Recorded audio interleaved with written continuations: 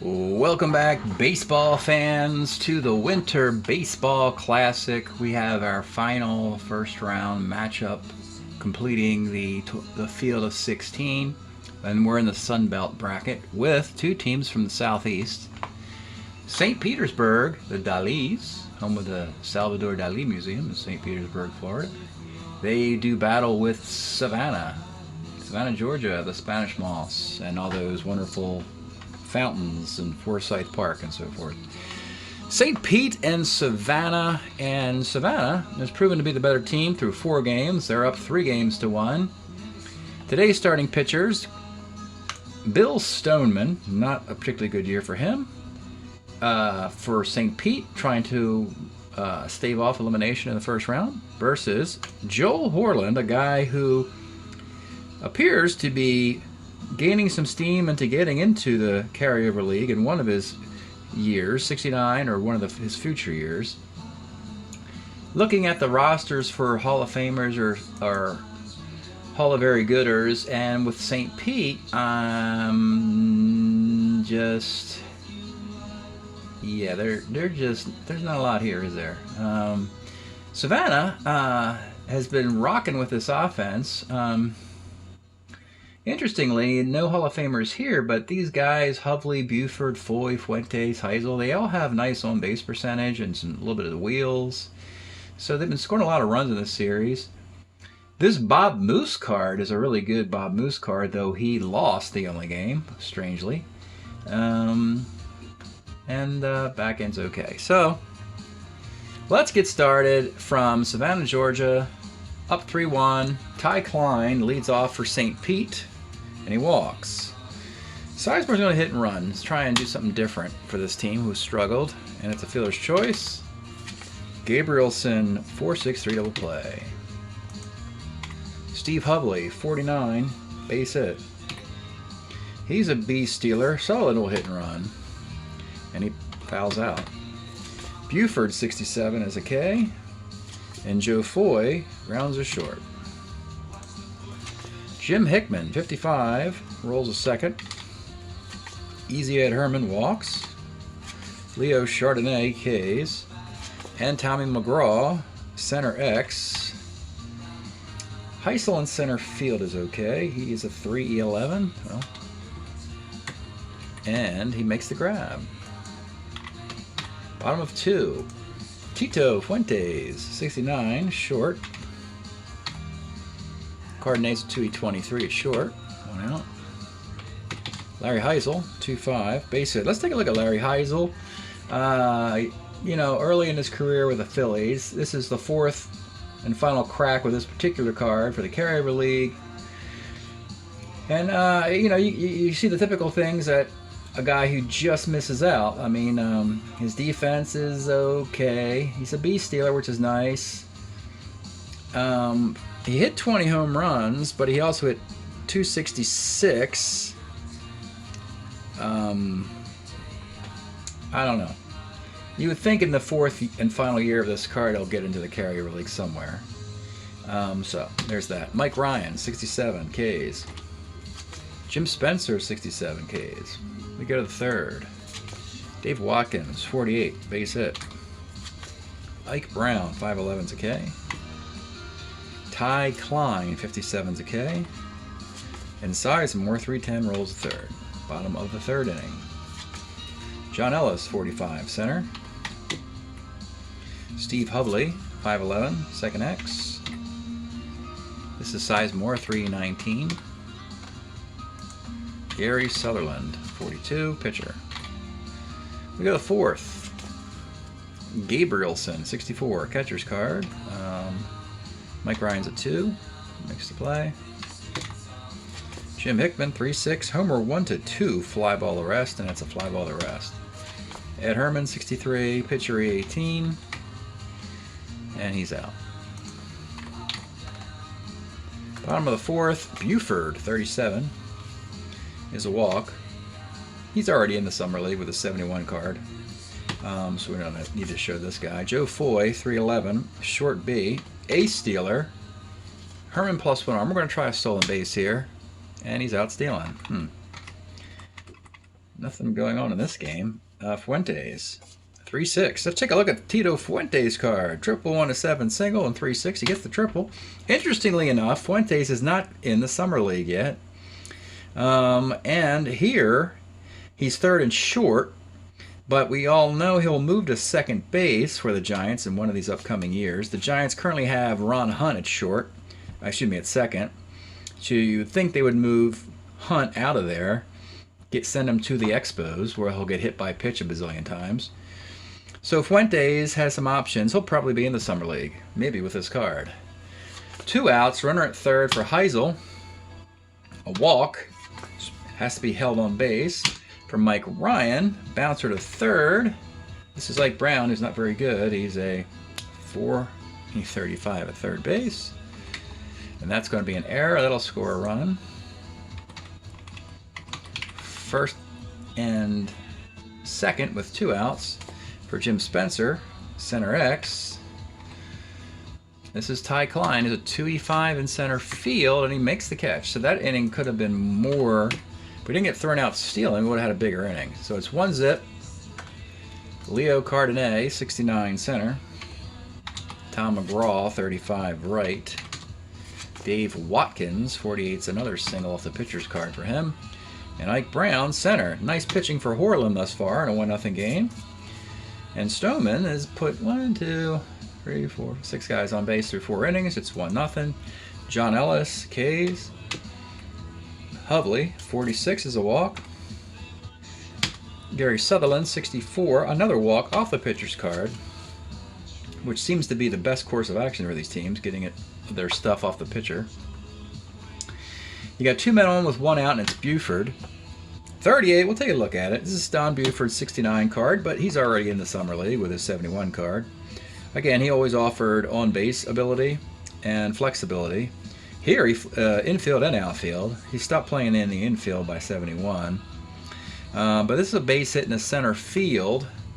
And Hovley's a pretty good runner. He's a 14. Klein's got a 0 arm, but they're going to hold and try for the big inning here with Joe Foy and Fuentes. They're going to play back for Foy. 3-11 is short B. They should have played it up. So he gets the fielder's choice. And it's 2-0.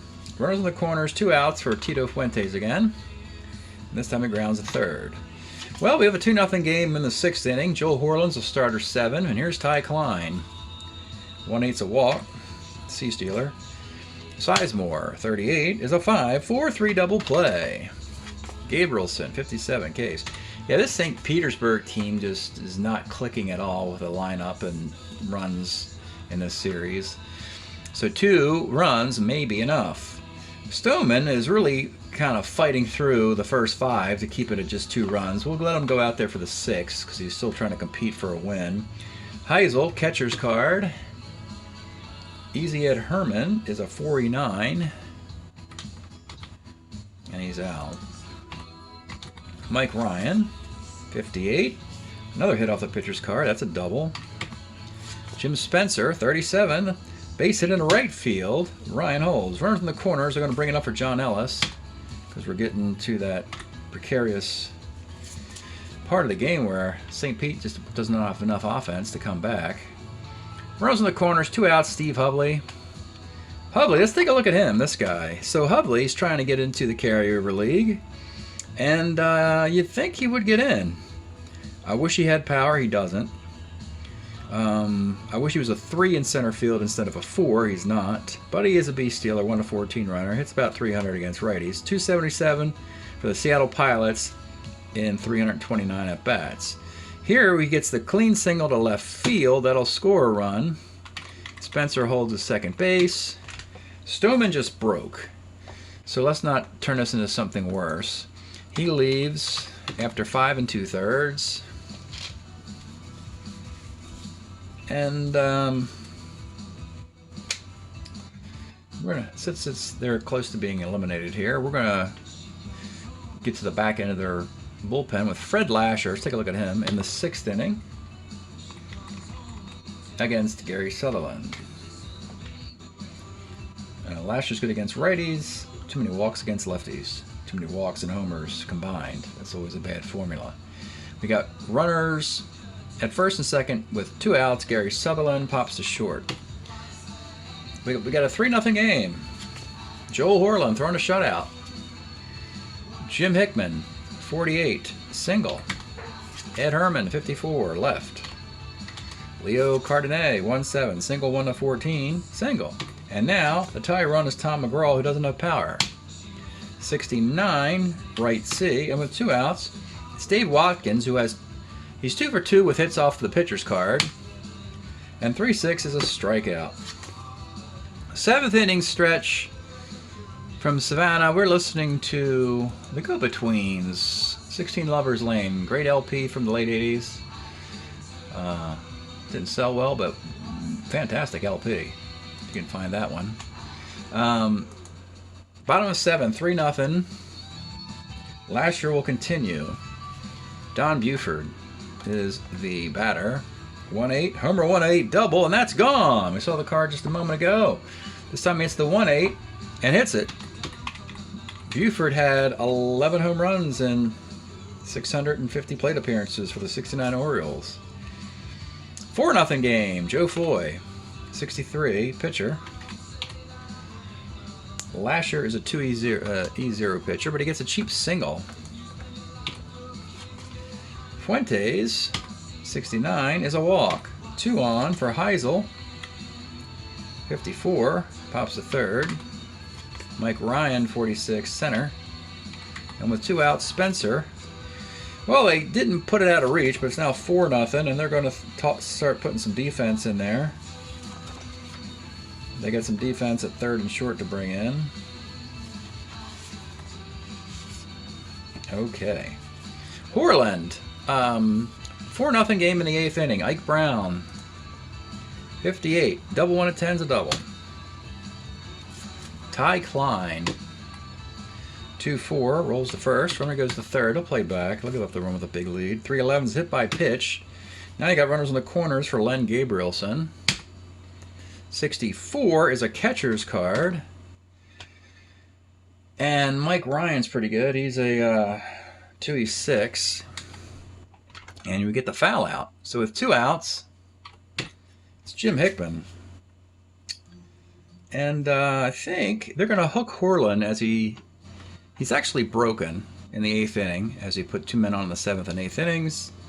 So with 1 out to go in the 8th, throwing a shutout, he's a little disappointed, but bigger picture is that this team has 4 outs to get to advance to the winner's bracket. So Fred Gladding will come on in the 8th inning. Gladding we expect to get into the Summer League as he has a few good cards coming up. This not the best one. He's got better cards than this. This ERA is 4.19, but he has an ERA below 3 moving forward in the early 70s. So Gladding will come in and face Jim Hickman with 2 on and 2 outs. 1-6 is a strikeout off the Hickman card. 4-0. And Lashman went an inning and a third. Let's go to Mike Paul in the 8th inning. Had a little discussion about this guy and the trades leading up. And Mike Paul's trade rights were sent from Cleveland to Texas, as he has a couple good cards. So we expect either this card or a 71 card to get into the Summer League. So, bottom of the 8th, John Ellis. 6-4 is gone off the Mike Paul card. Solo homer, 5-0.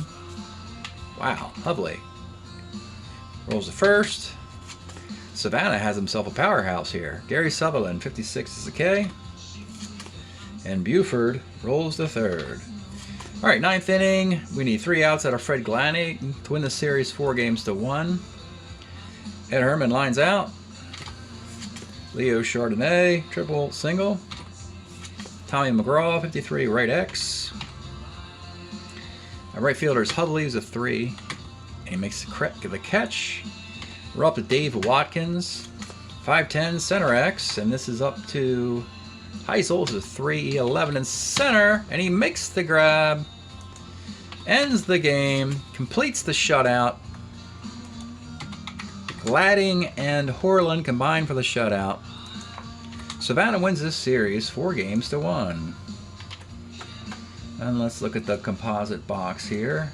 No save for Gladding, though he gave up a hit and a strikeout. It was Joel Horland who gets the win. His star is rising a little bit. 4 walks and 5 strikeouts. Mike Paul gave up that solo home run on the K. Fred Lasher gave up 2 hits a run, walk on a K. Not a very good start for Stoneman. We don't expect him to... He's already in the league, by the way, in one of his other years, so no big loss for him. The 3 runs he did give up in the middle innings, 2 of those were earned. Walked 4, struck out 5. 1009, 0108, 5106, 4657.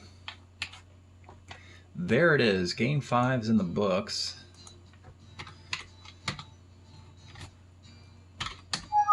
And let's see what these 2 teams are doing statistically through those 5 games. It seemed pretty one-sided.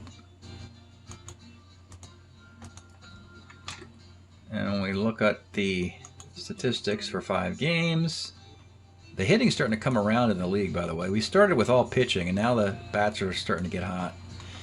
Or either we got the poor hitting teams to start and the poor pitching teams to finish. But anyway, Savannah 4-1. They're hitting a gaudy 3.02 with a 2.66 ERA. That's right in the sweet spot. And St. Pete hit 2.76 in the series, but the pitching was dreadful. 6.43 ERA. And now through the first round, now that all the teams have played, we've played 44 games, best of 7s of 16 teams. And when we do that, we find that the league is more of a predictable 2.47 with a 3.67 team ERA. It's about halfway between where we started and where the summer leagues are with ERAs. You usually expect the carry of a league to hit somewhere around 2.65, 2.70 with a 4.15 team ERA. And we're on the verge. We're improving up to that. And when the good teams advance and the bad teams are eliminated, we should start seeing the stats go that direction. That's it for round 1. We'll move into the winner's bracket after this. Thanks for checking out the videos. We'll see you next time.